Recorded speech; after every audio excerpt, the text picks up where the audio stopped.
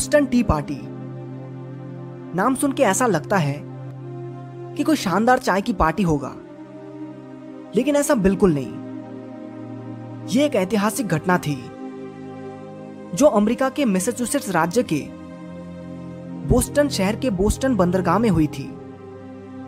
16 दिसंबर 1773 के दिन 18वीं शताब्दी के अंतिम 50 सालों में ब्रिटेन ने अपनी उत्तरी अमेरिकी उपनिवेशों पर एक के बाद एक अत्यधिक कर लगाना शुरू कर दिया था।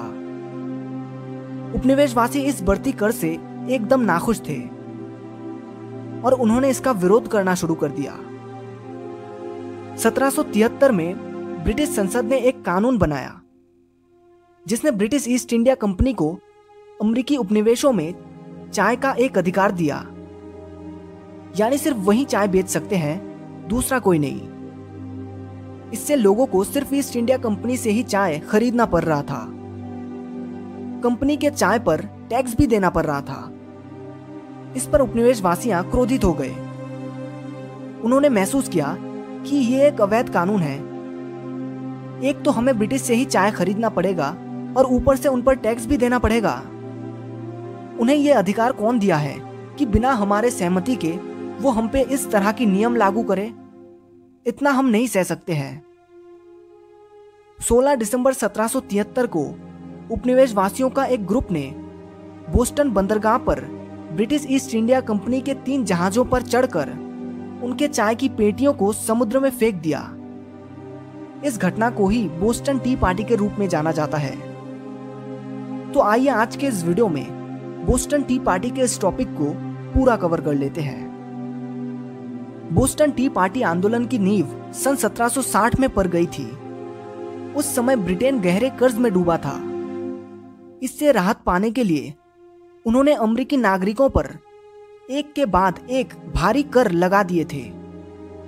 सन 1765 में स्टैंप एक्ट आया, जिसमें हर प्रिंटेड पेपर पर, चाहे वो ताश के पत्ते हो या फिर न्यूज़पेपर, बिजनेस के लाइसेंस हो या फिर कानूनी दस्तावेज, कागज की हर चीज पर कर थोप दिए गए थे। इसके 2 साल बाद यानी 1767 में एक कदम आगे बढ़कर पेंट, ग्लास, पेपर और चाय जैसी चीजों पर भी कर थोप दिए गए। ब्रिटिश सरकार का मानना था कि यह कर सही है, क्योंकि इस कर को अमेरिकी उपनिवेशवासियों के लिए लड़े गए युद्ध की खर्चों के तौर पर जुटाया जा रहा है।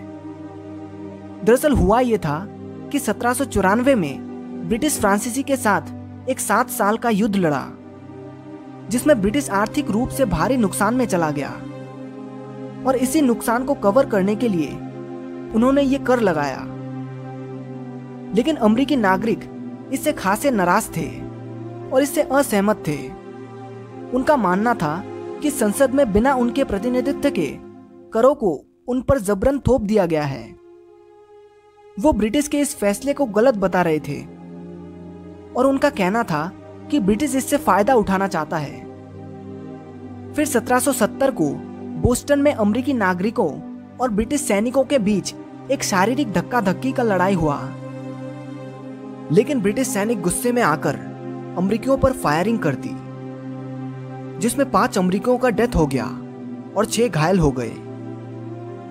जैसे जैसे ये खबर फैलती गई, वैसे वैसे लोग गुस्से से आग बबूला हो गए। लोग कह रहे थे, एक तो हम पे टैक्स लगा रहे हैं, कानून बना रहे हैं, ऊपर से हम पे ही गोली चला रहे हैं। इस घटना से पूरे उपनिवेश में अफरा तफरी फैल गई। लोगों के गुस्से को देखकर ब्रिटिश सरकार अपने करों को वापस लेने पर मजबूर हो गए। अचानक ब्रिटेन की तरफ से सारे टैक्स को खत्म कर दिया गया। लेकिन एक टैक्स अभी भी लागू था, टी टैक्स। इसको ब्रिटिश ने इसलिए नहीं हटाया था क्योंकि हर साल अमेरिकी उपनिवेशवासियां लगभग 10 मिलियन पौंड चाय पी जाते थे। ब्रिटिश को लगता था कि जहां इतना चाय पिया जाता है, वहां से अगर टैक्स को हटा लिया जाए तो फायदा कैसे होगा, राजस्व कैसे बढ़ेगा। उन्होंने चाय के टैक्स को नहीं हटाया। इस पर अमेरिकियों ने फैसला किया कि वो ब्रिटिश के चाय को नहीं पिएंगे। सभी ने ब्रिटिश ईस्ट इंडिया कंपनी के चाय को बहिष्कार करना शुरू कर दिया। और बाहर से चाय स्मगलिंग के जरिए लाकर पीने लगे।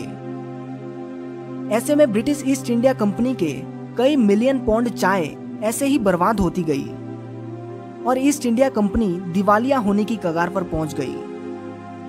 फिर 1773 में ब्रिटिश संसद ने टी एक्ट को पास किया।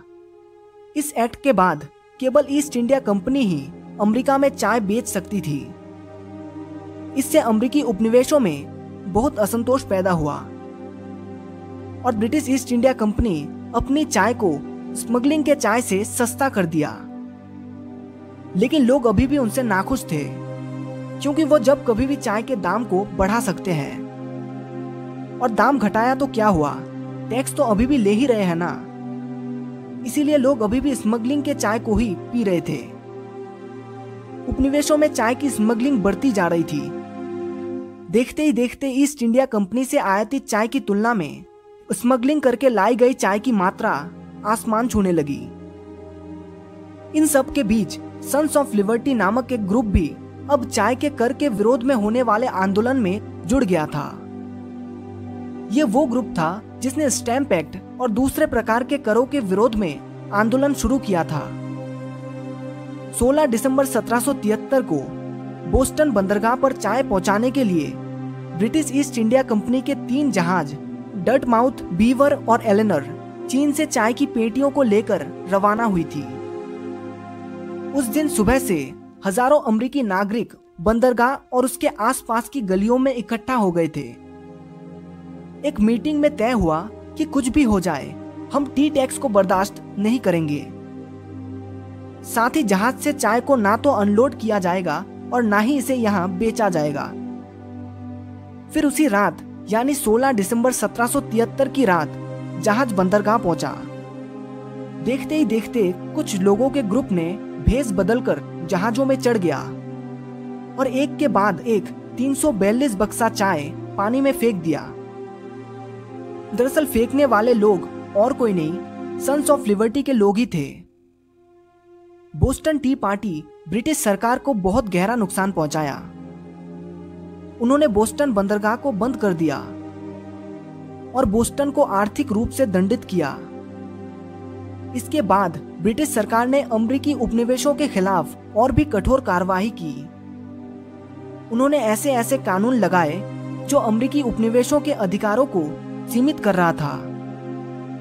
उन्होंने अमेरिकी उपनिवेशों में सेना तैनात की और अमेरिकी राष्ट्रवादियों के खिलाफ कार्रवाई की। अमेरिकी उपनिवेशों और ब्रिटिश सरकार के बीच तनाव बढ़ता गया। अंततः 1775 में अमेरिकी क्रांति शुरू हो गई। अमेरिकी उपनिवेशों ने ब्रिटिश शासन के खिलाफ युद्ध छेड़ दिया। अमेरिकी क्रांति 8 साल तक चली। अंत में 1783 में अमेरिकी उपनिवेशों ने ब्रिटेन से अपनी आजादी प्राप्त की। बोस्टन टी पार्टी अमेरिकी क्रांति की शुरुआत थी और यह अमेरिकी स्वतंत्रता के संघर्ष में एक महत्वपूर्ण कदम था।